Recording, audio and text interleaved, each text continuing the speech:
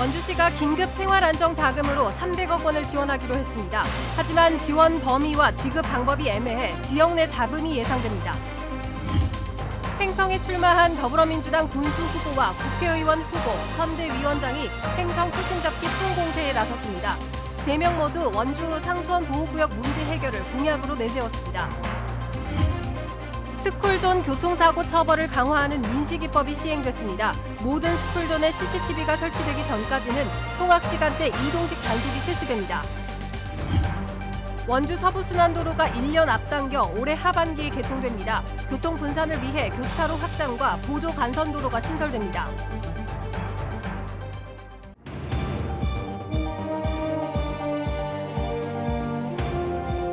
안녕하십니까. 뉴스데스크 원주입니다. 원주시가 코로나19로 위기에 빠진 가정과 지역 경제를 살리기 위해 생활 안정자금 지원을 선언했습니다. 하지만 지원 범위를 결정하는 데 있어서 지역 내에 잡음이 예상될 뿐 아니라 지급 방법도 애매해서 실행까지는 상당한 고충이 예상됩니다. 보도에 조성식 기자입니다. 원주시가 긴급생활 안정자금 지원을 결정했습니다. 원창목 시장은 300억 원의 예산을 투입해 시민생활 안정과 지역경제 회생을 도모하겠다는 의지입니다. 지원 대상은 중위소득 이하로 가닥을 잡았으며 대략 10만 명에게 1인당 20-30만 원을 지급한다는 계획입니다. 정부나 강원도로부터 코로나19 관련 자금을 지원받는 분들과 공무원 및 공기업 분야의 종사자는 제외할 계획입니다. 이러면 정부와 강원도 지원 대상자를 포함해 원주 시민의 55%가 혜택을 받을 수 있다는 계산이 나옵니다.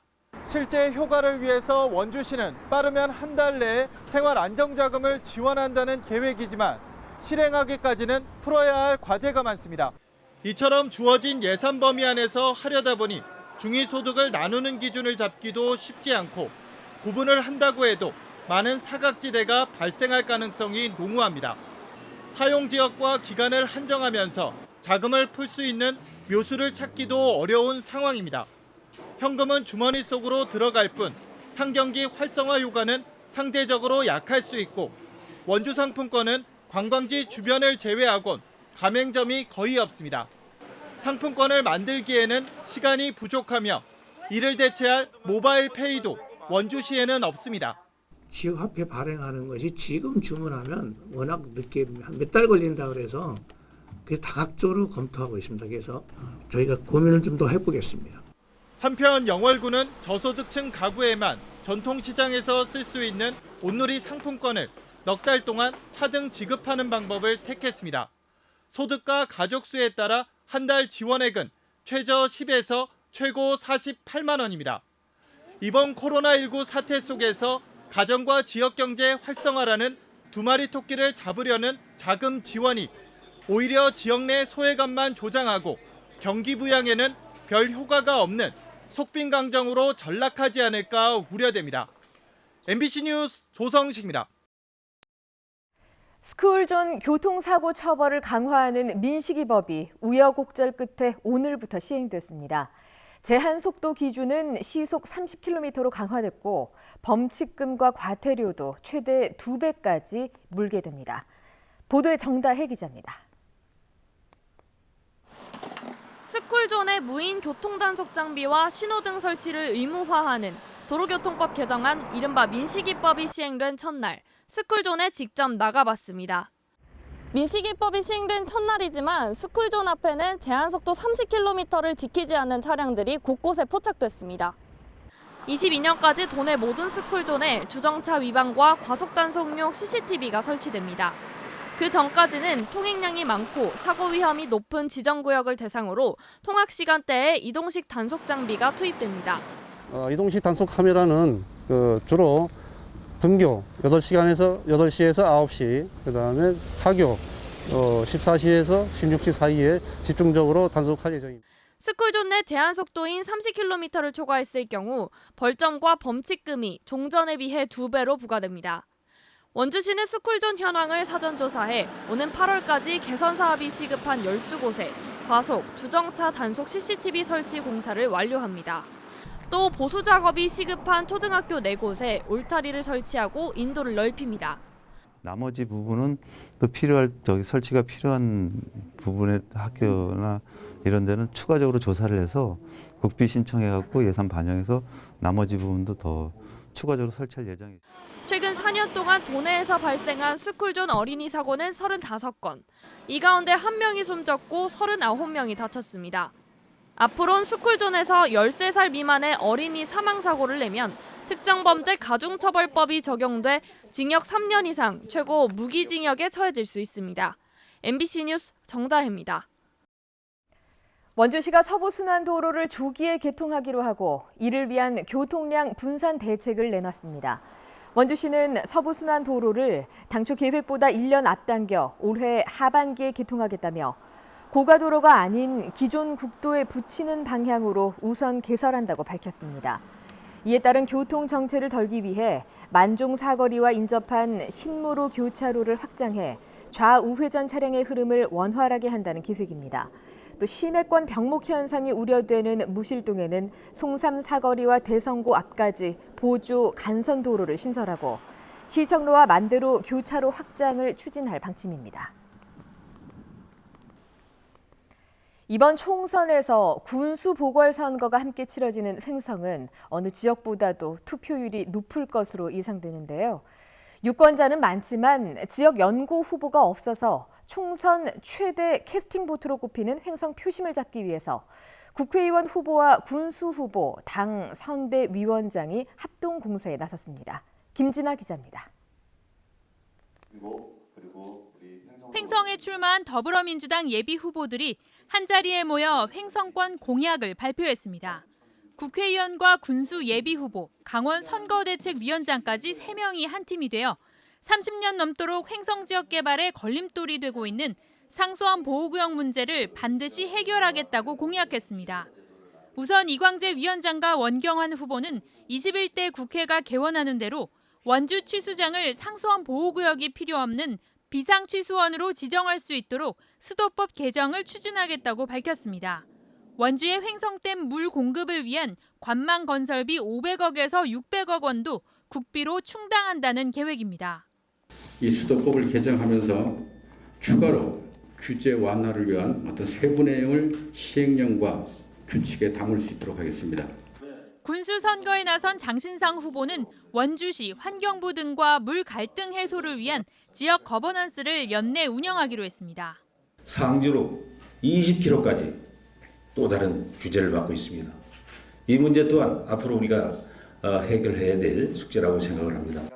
이광재 선대위원장은 횡성뿐 아니라 한강 상류 지역인 강원도에 맑은 물 보전 비용을 국가가 내도록 하고 오래된 수도법을 바꿔 수변 지역 개발도 이끌겠다고 공언했습니다.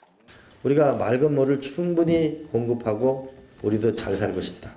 그러나 이거를 깨끗하게 하는 제도는 예산은 국가가 지원해야 된다.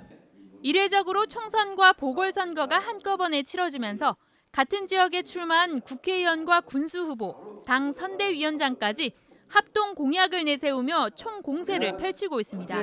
MBC 뉴스 김진아입니다.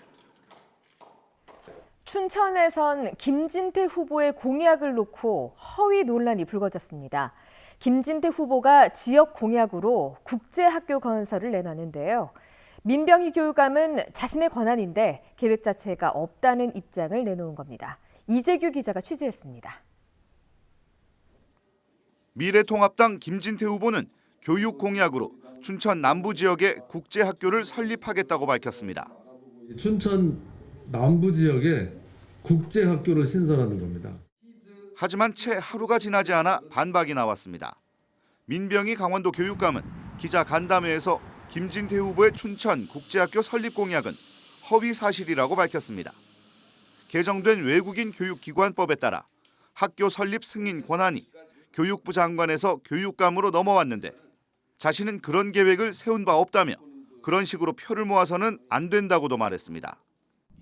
교육감의 이 발언이 알려지자 미래통합당 강원도 선대위가 교육청을 항의 방문했습니다.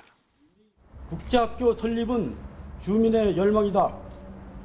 민병희 교육감은 선거 개입을 즉각 중단하라. 선대위 측은 국회의원 공약이 교육감 허락을 받아야 할 사안이냐며 면담을 요청했지만 만남이 성사되지는 않았습니다. 공약은 의지의 표현이라는 후보 측과 추진 실적이 전혀 없는 허위 공약이라는 교육감 측. 결국 어느 정도 준비가 돼 있어야 공약이라 할 수 있냐는 인식의 차이가 논란이 난 핵심 이유라 할 수 있습니다. 공약의 준비 정도를 일일이 확인하기 어려운 유권자들이 이번 사태를 어떻게 바라볼지, 어떤 표심으로 연결될지 주목됩니다. MBC 뉴스 이재규입니다.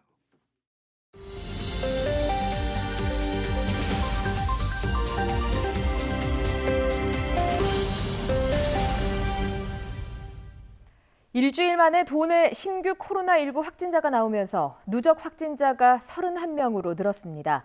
지역별로는 원주가 17명으로 가장 많고 강릉 7명, 춘천과 속초 2명, 태백, 삼척, 그리고 신규 확진자가 나온 인제가 각각 1명입니다.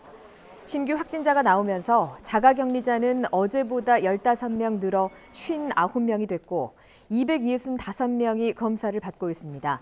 한편 원주 두 번째 확진자 등 모두 3명이 추가로 퇴원하면서 현재까지 원주에서 9명이, 도내에서는 18명이 완치 판정을 받았습니다. 외국에서 입국하는 유학생과 여행객 등의 코로나19 확진이 잇따르면서 방역당국이 대책 마련에 나섰습니다. 강원도는 지난 22일에 입국한 프랑스 유학생 2명을 비롯해 이틀 사이 도내 주소지가 있는 학생 4명이 확진 판정을 받음에 따라 도내 해외 거주자의 입국 여부를 사전에 확인하고 관리할 수 있는 방안을 중앙방역대책본부와 협의해 내일까지 결정할 예정입니다. 영월군이 장애인과 노인 등 교통약자가 이용하는 장애인 콜택시에 마스크를 지급했습니다. 현재 영월 지역 장애인 콜택시 운전기사는 5명으로 이들이 15일 동안 쓸 수 있는 마스크 75장과 승객들에게 나누어줄 15장까지 90장이 전달됐습니다. 영월군은 교통약자들의 코로나19 감염을 줄이기 위해 마스크 등 방역 물품을 전달한다는 계획입니다. 오늘 오후 4시쯤 영월군 상동읍 내덕리 야산에서 불이 나 1시간 40여 분 만에 꺼졌습니다. 이 불로 산림 8,000제곱미터가 불에 탔고 산림 헬기 5대와 산불 진화 차량 14대, 인력 140명가량이 투입됐습니다. 소방과 산림당국은 나뭇잎을 소각하던 중 불이 난 것으로 보고 정확한 화재 원인을 조사하고 있습니다. 원주 갑을 선거구에 출마하는 미래통합당 박정하, 이강후 예비후보가 합동 공약을 발표했습니다. 박정하, 이강후 두 후보는 오늘 공약 발표에서 소득 주도가 아닌 혁신 주도 성장으로 전환해 문재인 정부가 만든 피해를 개선하겠다고 밝혔습니다. 또 원주의 산업단지와 기업도시를 규제 프리존으로 추진하고 원주 의병거리 조성과 드론 관광 연구소 설립을 통한 관광 활성화를 이루겠다고 설명했습니다. 민생당이 원주 을 선거구에 안재윤 미래교육 아카데미 대표를 공천했습니다. 안 대표는 지난 2016년 총선과 2018년 원주시장 선거에도 출마 의사를 밝히기도 했습니다. 이로써 원주 을 선거구는 민주당 송기헌, 통합당 이강후, 공화당 현진섭, 민중당 이승재, 국가혁명배당금당 정성호까지 6명이 정당 공천을 받았습니다. 최근 이상기온과 미세먼지 등으로 어려움을 겪고 있는 평창 지역 주요 황태 덕장에 비가림 시설이 설치됐습니다. 평창구는 대관령면과 봉평면에 있는 높이 4.5m 규모의 황태 덕장에 비가림 시설 설치 비용을 지원해 최근 설치를 마무리했습니다. 뉴스데스크 원주를 마칩니다. 고맙습니다.